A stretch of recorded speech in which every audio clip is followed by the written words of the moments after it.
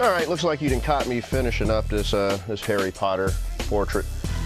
Been working on it for, I guess it looks like about an hour and 20 minutes or so, so it looks like we're making some pretty good time. It was a slow, rainy Sunday, so I put out on Facebook that I was looking to do a Harry Potter portrait. And you'd be surprised how many people, when you're trying to hook them up on price, want you to hook them up at their convenience. I'm like, yo, dude, this is for today. It's slow in here today. You know, you don't want to come in here on Saturday at 4:30 when everybody else is in here trying to get stuff and go, yeah, can I get the discounted price on the Harry Potter portrait? So who's the lucky girl? Well, I don't know how lucky she is, because we're not finished yet. Well, you know, we'll hope that it turns out all right, but... So you're a Harry Potter fan? Yep. Uh-huh. My birthday present. Have you seen every one of the movies? Don't lie. No, I haven't. No. I saw the first one. Yeah, that's it? Are you serious? No, I've seen a couple of them. Okay, you haven't seen the new one yet? No, I haven't seen the new one yet. Okay. This is actually a pretty little fun piece here. Just looking for something to do because I was bored, and you know, something that was recognizable, something I could have some fun with the shading. Original piece had some really nice harsh lighting from one angle, so it made it kind of look like we could have some fun playing with it. We're probably going to go into the eyes later and, you know, make them blue, because that was one of his key characteristics, is those piercing blue eyes from behind these really ridiculously circular glasses. So, you know, I guess we'll... Nerd boy. They started doing this thing where basically if you get into a fight in school, they would actually, it would cost your parents like $300 or something ridiculous like that per fight. Doesn't matter who started it, doesn't matter how it ended up, what the point was, none of that. It's just automatic. If you fight, everybody involved gets fined $300, which to me is ridiculous because they're not law enforcement, but whatever. I'm the type of parent, I'll go right to the school on day one, be like, what, $300 per fight? Really? Here's 6 that ought to cover the first 2, because I'm not teaching my children to turn the other cheek. That's not my thing.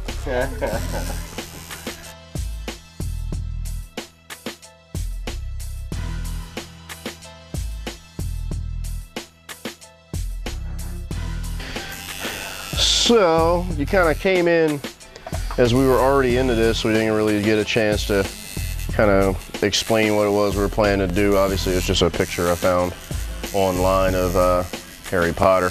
I couldn't even tell you which movie it's from, because I never really get into the why or the what or the whatever. I just get into how we can make it look. Of course, just like always when I'm doing black and gray portrait work, we are using the Silverback inks that were purchased from Cam Supply.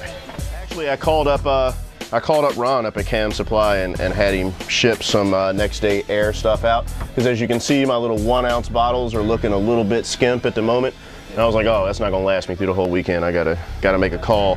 So I called him up on Thursday, had the 4-ouncer shipped in by Friday, so now it's all good, because I ended up running out of the number 4 and the number 2 real fast.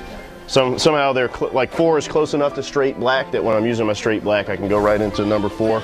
And then there's enough contrast between 4 and 2 to make it look like I'm really doing something.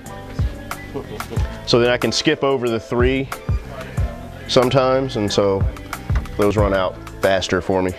I went and used the Silverback inks, which I'm really getting pretty accustomed to for the portrait work or any sort of black and gray realism or semi-realism where I really need to get some depth and dimension.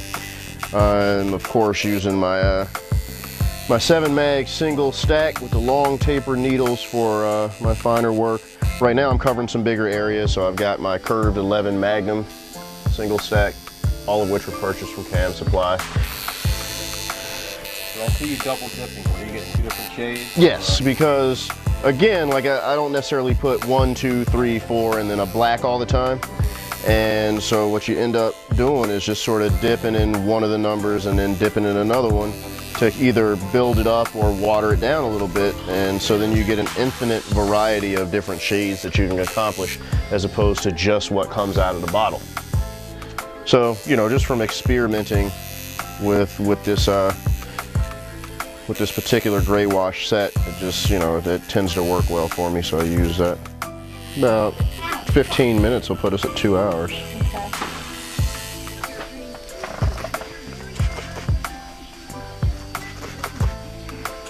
Okay. And I guess when we get back, we can put the color in the eyes and all the white highlighting and stuff. Meanwhile, the actual shading from the Silverback ink set. This is the original Silverback ink set because they make several. But we'll let that settle in for a little while, and it'll kind of give me a better idea as to whether or not I need to go back and throw another layer or two on it and figure it out from there. It looks like we're making some pretty good time because we're still under 2 hours, and theoretically this could be done. I just like to put some finishing touches on it to really pop out certain stuff. I think once you get the highlighting in and what have you, it gives you just a little more polished feel. So we'll go back in and really focus on his eyes and glasses and get all the highlights together, and she should be on her way out of here. So how many hours are you into this? See, look, it's Under like 2. from outside. Yeah, under 2. All right, so now we're in for the last and final phase of this, hopefully. We're gonna put, we're actually gonna do his eyes blue because, again, that's part of the, part of his overall kind of signature look is piercing blue eyes behind little geeky glasses. So what I'm gonna do is I'm gonna go with a combination of colors that I found to work together really well. I'm going with some Fantasia, really their darkest blue that I could find to kind of work the edges. Some Blue Jay from Platinum Ink, which is put out by Cam Supply. I actually haven't heard of anyone else carrying this brand of ink. I'm not sure if they do, if they don't, but this I found to be a really nice blue that kind of is really dense after the first couple of passes, and it still kind of gives me the feel that I'm looking for. And we're gonna get some more lighter blue from Fantasia.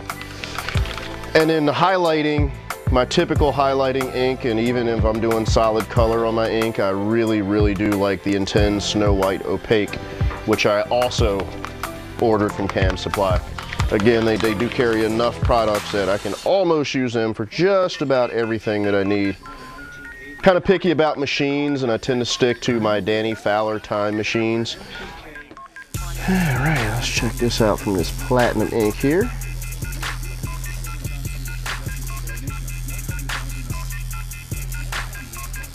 I don't know if you can get in on that and see, but that combination of Fantasia and Platinum, when you put them together right, they just seem to just flow right into each other. Now, I know a lot of artists that don't like to mix and match their brands of inks. And truthfully, like in the bottle, like if you want to mix them in the cap or in the tip of the machine, there are some brands of pigment that don't really mix well with other brands. I find when I blend them on the skin, though, I don't have that problem. Like once the pigment goes in, you're usually pretty good to layer another color on top of it to kind of blend from one color to the next. You'll find a lot of tattooists tend to do a larger portrait size because it makes it a little easier sometimes to get into the finer details in areas like the eyes, or say he was smiling and had his teeth showing or whatever. Usually works out better at a larger size. This just kind of was the size that we came up with, so we're using it. It's working. He's starting to look a little potterish. You got the hair down, dude. I find that to be a big deal. Like, you know what I mean? Like, I've seen people that do the face part really good, and they get to the hair, and I guess that the hair to them is kind of like an afterthought.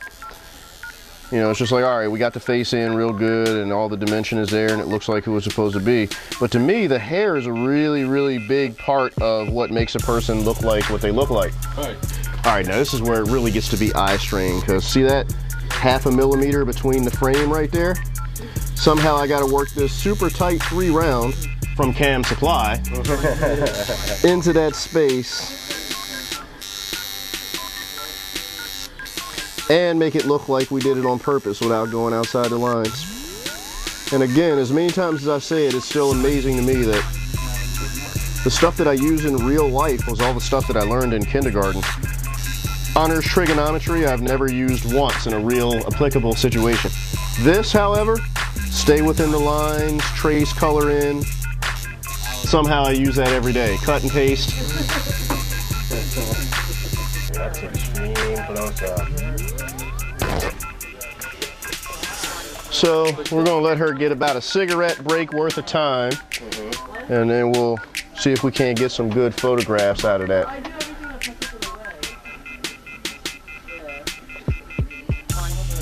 So that actually worked out pretty good. You didn't have to spend 17 hours in here setting up and breaking down. Got the main gist of everything that we did, and